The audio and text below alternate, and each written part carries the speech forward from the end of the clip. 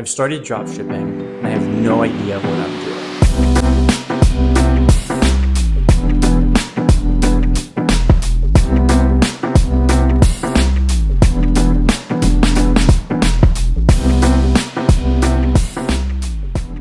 Over the past couple of months, I've built a dropshipping store entirely from scratch with no experience starting out. If you're watching this video, you've most likely seen all of the people on YouTube who've said they've made millions of dollars selling dropshipping products.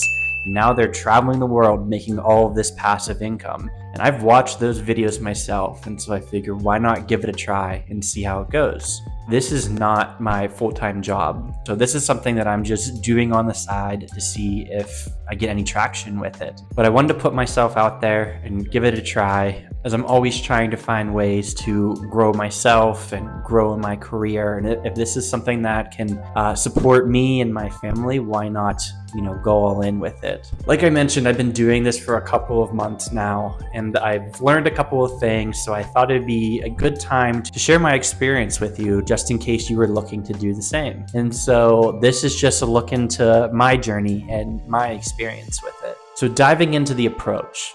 The first thing that you'll probably want to think about is how are you actually going to create your website? There are tons of online website creation platforms out there. I decided to go with Shopify, as I have used it in the past for different projects that I've worked on. So it kind of just made sense for me. Shopify has tons of templates out there that you can use, so you're not starting from scratch. This is where I incurred a little bit of cost. Instead of using one of their free generic templates, I ended up going with one of their paid templates. I really only did this to save some time. The template that I chose was just set up better to fit my needs and what I'm looking to build.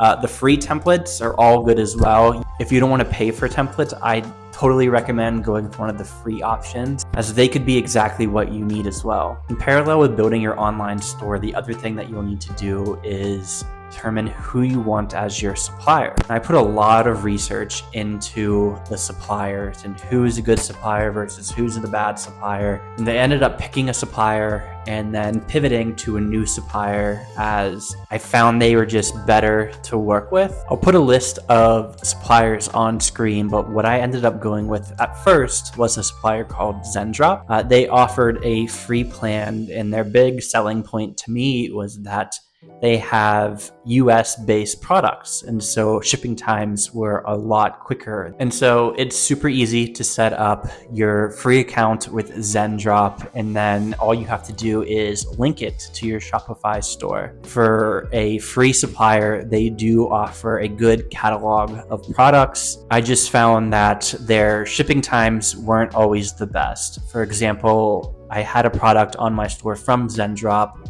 that took about 3 weeks to come in, and when you're trying to compete with Amazon or some of the other big players, that's just not going to work, in my opinion.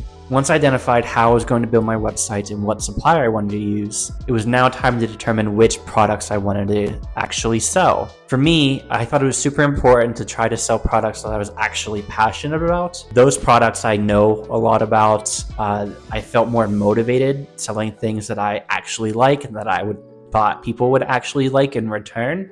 I've seen people on YouTube try to find products that they felt would just go viral, whatever that product may be. But for me, it just felt right to sell products that I'm also passionate about. I ended up going with desk accessory products. I love desk setups, as you can probably tell from behind me. So it really just made sense for me to go with this niche. But I do think it is important to pick your niche, as you definitely don't want to sell a tech product on your site, but also you're selling like a home improvement product or a gardening product or things that just don't relate, as in my opinion, it makes your store lose credibility. So items that I'd like to include on my store are like desk lamps, mechanical keyboards, monitors, desk shelves, different things like that to help folks build their dream desk setup. When I was uploading products to my store, I got a little trigger happy with the number of products that I actually wanted to sell. At first, I put over 50 products on my store just because, all of these products are things that I would want. So I thought, why wouldn't somebody else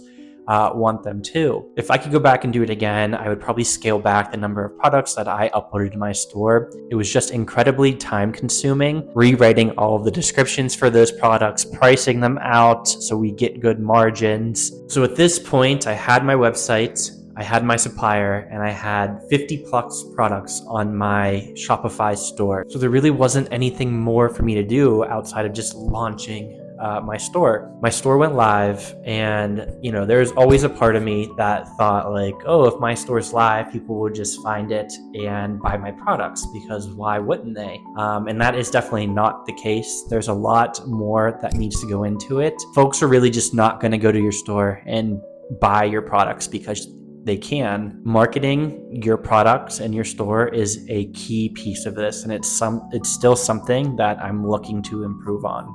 And so when I first launched my store, I started posting TikTok and Instagram Reels to advertise my store in its entirety.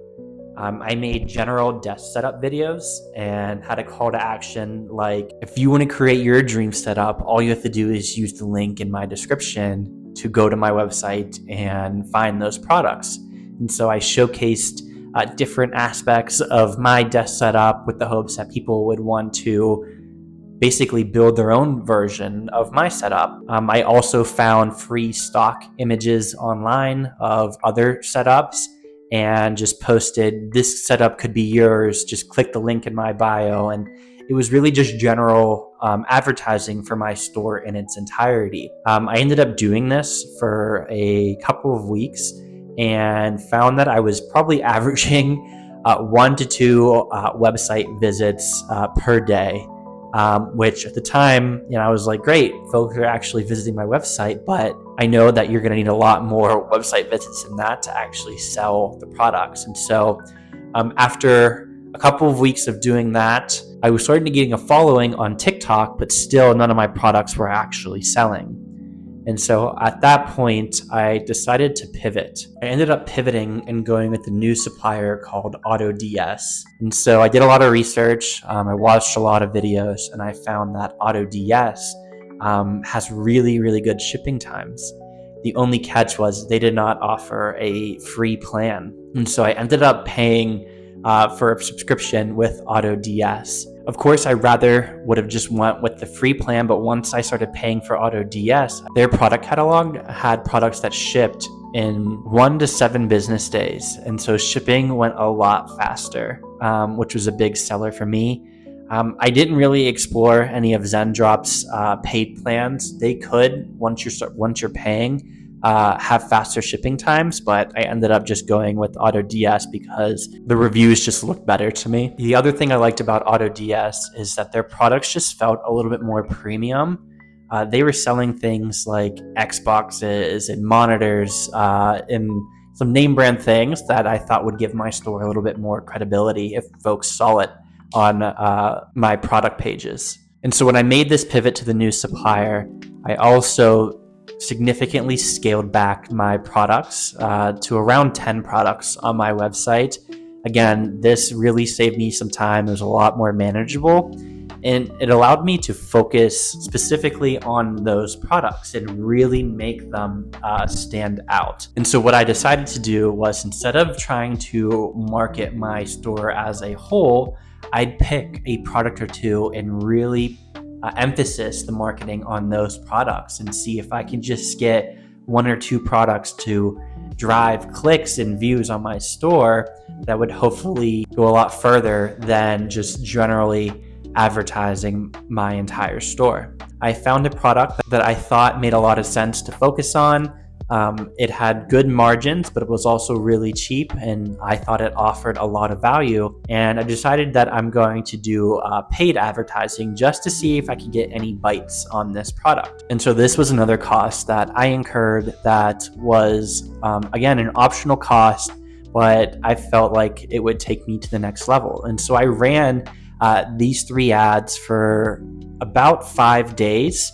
And in those 5 days, I did get a lot more traffic to my website. I was averaging around 30 clicks to the product page per day, which compared to 1 or 2 was a significant difference for me. I still wasn't seeing anyone buy my product. They would even add them to the cart, but no actual sales came from these ads. And so that basically told me that the product that I chose just maybe wasn't the right product to pick. And based off all of the videos that I've watched and all of the research that I've done, no one hits big with that first product. It typically takes folks multiple tries to actually hit with a product. But I learned a lot from doing that advertising campaign. And so that really brings us to today. I'm currently sticking with this approach. I'm continuing to use AutoDS. I'm just trying to find the product that's going to go viral and go bring in the sales. And in my opinion, the products that are going to go viral are the ones that help solve problems for people. And that's what I'm looking for when I find my next product. And so I've already hinted to this, but to date, I've made no sales on any of my drop shipping products. And so for me, that's the hardest part about this whole thing. It can be really challenging to take something that you've created and put it out in the world and see it not work out. Building the website, linking the products, creating the marketing videos, all of that stuff is easy. But the hardest part is just getting out of my own head and remembering that it takes time to be successful with things like this. And I heard a really good quote that I have to remind myself. It goes something like, "It's not failure until you quit." And I try to remind myself that all of the time, because there are some days where I definitely feel like I could just throw my hands in the air and stop doing this.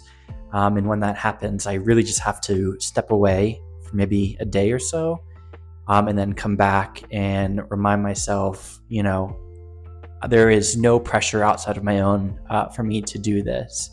And so I think that really brings me back down to earth and helps motivate me to continue forward. So if you're like me and dropshipping is something that interests you and that you want to start experimenting with, please consider liking and subscribing to watch my journey and see where things end up. If you made it through the entire video, I really appreciate it. And I will see you guys in the next one.